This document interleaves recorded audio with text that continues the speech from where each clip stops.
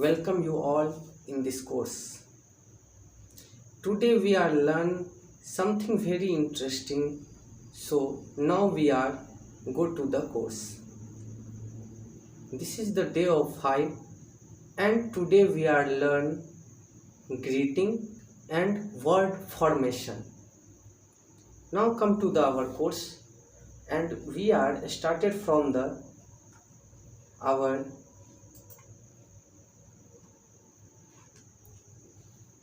First topic greeting.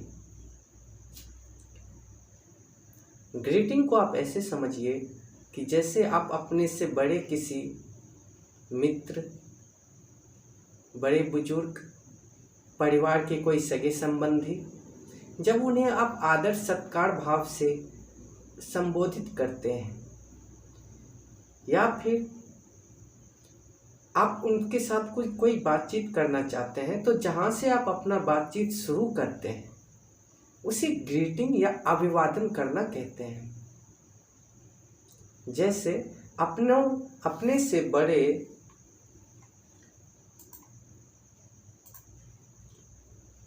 अपनों से बड़ों रिश्तेदारों व पद में ऊंचे अधिकारियों के साथ उषा काल से दोपहर 12 बजे तक, उषा काल यानी सुबह के समय जब सूर्योदय होता है, जब सूरज उगता है, उस समय से लेकर के दोपहर के 12 बजे तक यदि दादाजी से बातचीत करनी हो तो नमस्ते दादाजी, पिताजी से नमस्ते पिताजी, और यदि आपके कोई फैकल्टी है, कोई टीचर है, कोई सर है या कोई आपसे बड़े हैं तो नमस्ते सर। इसी को इंग्लिश में हम कैसे बोलेंगे? दादाजी को हम लोग बोलेंगे गुड मॉर्निंग ग्रैंडपा। दादाजी को कैसे बोलेंगे? Good morning grandpa. नेक्स्ट है हमारे पिताजी, तो पिताजी से हम इंग्लिश में क्या कहेंगे? Good morning dad. क्या बोलेंगे? Good morning dad. नेक्स्ट है हमारे सर जी, तो सर जी को बोलेंगे गुड मॉर्निंग सर। सर से क्या कहेंगे हम लोग? Good morning sir. अच्छा ठीक है, अब दोपहर के 12 बजे से शाम के 5 बजे तक ये हमारे आफ्टरनून का समय होता है। इस समय में हमें दादी जी मिल गई तो दादी जी को क्या बोलेंगे? नमस्ते दादी जी, यानी कि गुड आफ्टरनून ग्रैंड माँ। माता जी मिल गई तो गुड आफ्टरनून मम्मी, और यदि बेटी मिल गई गुड आफ्टरनून डियर। इस तरीके से हम दोपहर से लेकर के शाम तक का ग्रीटिंग या अभिवादन करते हैं। अब यदि हम बात करें कि शाम 5 बजे के बाद से लेकर के और रात का जो डिनर का टाइम होता है उससे पहले यानी 7 साढ़े 7 बजे तक यदि हम बात करते हैं तो उस समय जैसे चाचा जी मिल गए तो नमस्ते चाचा जी, गुड इवनिंग अंकल। नमस्ते चाची जी, गुड इवनिंग आंटी। नेक्स्ट नमस्ते बेटे, गुड इवनिंग डियर। ये हमारे उन्हें अभिवादन देने का एक तरीका है। और यदि आप रात को सोने के लिए जा रहे हैं सोते समय हमें जनरली बोलना है गुड नाइट, चाहे वो कोई भी है। यदि वो सर हैं तो गुड नाइट सर, माताजी हैं गुड नाइट मम्मी, पिताजी हैं गुड नाइट फादर। इस तरीके से आप यूज कर सकते हैं, शब्दों का इस्तेमाल आप कर सकते हैं। आइए हम लोग अपने अगले टॉपिक पे देखते हैं। थोड़ा सा आगे क्या है कि दिन में किसी भी समय यदि आप बातचीत कर रहे हैं, कोई छोटा छोटा बातचीत है, ये कोई बहुत बड़ा बात नहीं है। छोटी सी बातचीत किस तरीके से शुरू किया जाता है? जैसे दिन में किसी समय अच्छा से चलते हैं, हम लोग अपने दैनिक जीवन में इसका बहुत इस्तेमाल करते हैं। ठीक है मैं चलता हूँ, अच्छा जी ठीक है हम चलते हैं, इस तरीके से। तो इसका अंग्रेजी में भी बोलना हो तो कैसे बोलेंगे? Good day. यहाँ देखिए, good day to you sir. Okay, आपसे मिलकर बहुत खुशी हुई। जैसे कि आप अपने किसी मित्र से मिले और आप उनसे बोलते हैं कि मुझे तुमसे मिलकर के बहुत खुशी हुई, तो उसको क्या बोलेंगे आप? Please to meet you. Please to meet you. Next है किसी भी समय, इनफॉर्मल ग्रीटिंग। किसी भी समय अपने मित्रों व बराबरी के जो आपके लोग हैं उनके साथ आप कैसे बात करते हैं? जैसे मार्केट में आप जा रहे हैं, आपके कोई मित्र मिल गए, तो जैसे आपके मित्र का नाम है रमेश, हाय रमेश या हेलो रमेश, इस तरीके से हम लोग एक दूसरे से बातचीत करते हैं। यदि संबंध बेतकल्लुफ का हो तो हेलो और हाय के प्रयोग अपने से बड़ों के साथ भी किया जा सकता है। अब यदि आपके जो बड़े पेरेंट्स हैं उनके साथ यदि आपका जो रिलेशनशिप है वो फ्रैंकली है, आपके बीच में ज़्यादातर रहस्यमय बातें यदि नहीं हो रही है, तो आप लोग भी एक दूसरे के साथ हाय हेलो बातें कर सकते हैं।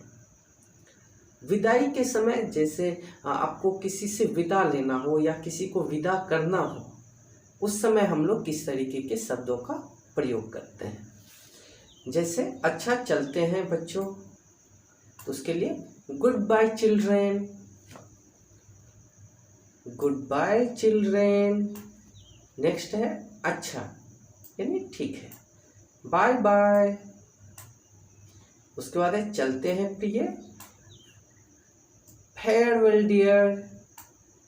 नेक्स्ट है अच्छा फिर मिलेंगे, बाय सी यू। इस तरीके के शब्दों का हम लोग प्रयोग करते हैं। पिछले क्लास में हम लोगों ने बात किया था कि आज का जो भी क्लास होगा उसमें सबसे पहले हम लोग ग्रीटिंग के बारे में बात करेंगे और इस चीज़ पे भी डिस्कस करेंगे कि ग्रीटिंग एज और जेंडर से किस तरीके से अफेक्ट होता है। तो आप इस चीज़ को याद रखें कि एज और जेंडर ग्रीटिंग देते समय सिर्फ और सिर्फ एक वर्ड को चेंज करने के लिए या फिर वर्ड को कैसे यूज किया जाए, सिर्फ उसके लिए उसका ध्यान रखा जाता है। वो कोई खास मायने नहीं रखता है। जैसे गुड आफ्टरनून सर, यदि आपके कोई सर हैं तो गुड आफ्टरनून सर, बस जो सर हैं वो। आपका कोई फ्रेंड है तो गुड आफ्टरनून डियर। तो यहाँ पे कुछ वर्ड्स ऐसे हैं जो चेंज हो जाते हैं ताकि उनका एज क्या है, उनका जेंडर क्या है। अगर दादाजी हैं तो ग्रैंडपा, दादी जी हैं तो ग्रैंड माँ, इस तरीके से। आइए हम लोग अपना नया टॉपिक देखते हैं, वर्ड फॉर्मेशन।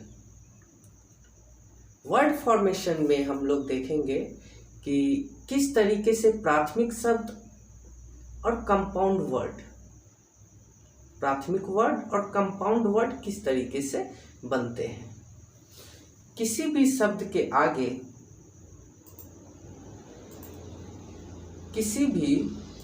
के आगे या पीछे कुछ अक्षरों को जोड़कर नए शब्द कंपाउंड वर्ड बनाना वर्ड फॉर्मेशन शब्द रचना कहलाता है।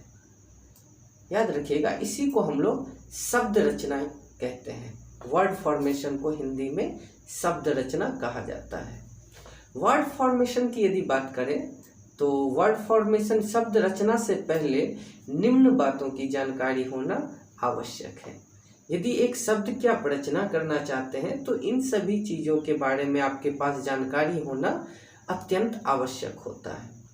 पहला यदि हम बात करें कि प्राइमरी वर्ड क्या होता है, प्राथमिक शब्द, तो जिन शब्दों के पहले कोई भी प्रीफिक्स, जिसे हिंदी में हम लोग उपसर्ग कहते हैं, या अंत में कोई भी सफिक्स, जिसे हिंदी में हम लोग प्रत्यय कहते हैं, जुड़ा हुआ नहीं रहता है, उसे हम लोग प्राइमरी वर्ड या प्राथमिक शब्द कहते हैं। जैसे एग्री,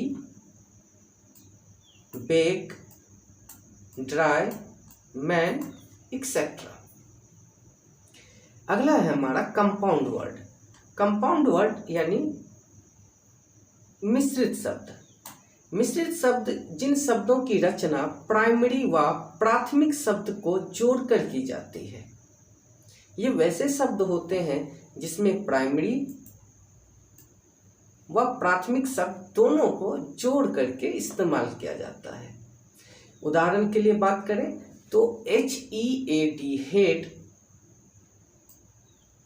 प्लस मास्टर यानी head master, ink plus pot यानी इंक पॉट, एक्सेट्रा।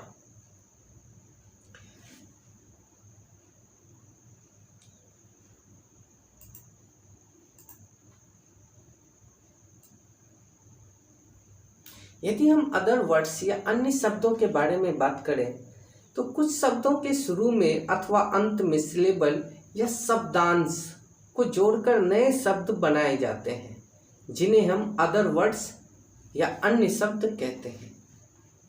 जैसे UN प्लस EG यानी अनईजी। दूसरा है हमारा फ्रेंड प्लस शिप यानी फ्रेंडशिप। ये जो भी अभी दो वर्ड हम लोग देखे हैं ये अदर वर्ड्स में आते हैं। नेक्स्ट हम लोग इस चीज को एक नोट करने वाली बात है यहाँ पर, जो आप लोग नोट कर लीजिए।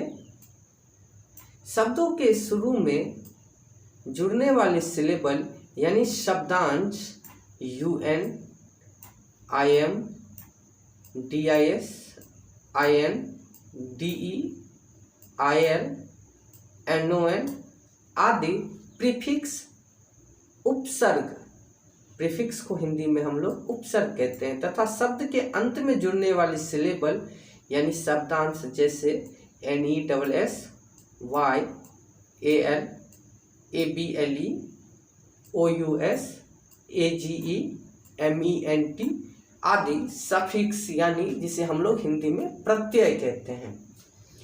एक शब्द दूसरे शब्द की रचना निम्न प्रकार से की जा सकती है। इन्हीं शब्द से मिला करके शब्दों की रचना की जाती है, चाहे वो हिंदी हो या अंग्रेजी हो। याद रखिएगा, उपसर्ग और प्रत्यय इन्हीं दो चीज़ों के मिलाने से शब्दों का निर्माण किया जाता है।